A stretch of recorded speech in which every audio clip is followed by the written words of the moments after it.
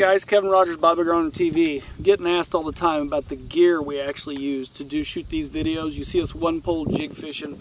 The stuff that we actually use to catch our fish with, that the business end, the other end of our Bobby Garland baits.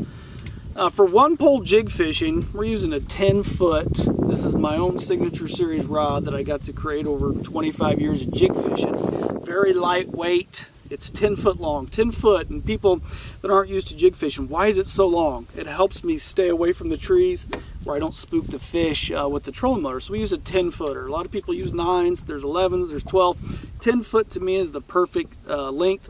It keeps me far enough away from the trees to where I can do damage, you know, and I not spook those fish and backwash it, prop wash it with the trolling motor.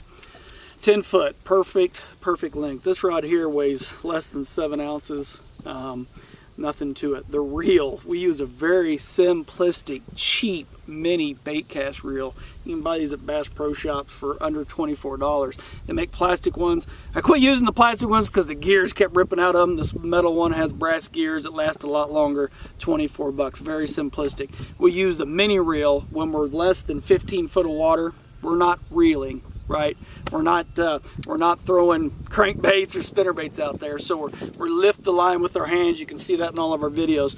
We will go to a spinning reel on this exact same rod when we're fishing anywhere from 15 foot down or deeper, because it's too hard to lift it with your fingers. You don't actually reel this. All this does is just keep your line in place. It's just a line holder. So that's our gear. I think the most important piece of jig fishing, if you have dirty, dingy water and you're not using braided line, man, I think this is the most important piece, besides the lure and the color of the lure that you're using out of the whole setup.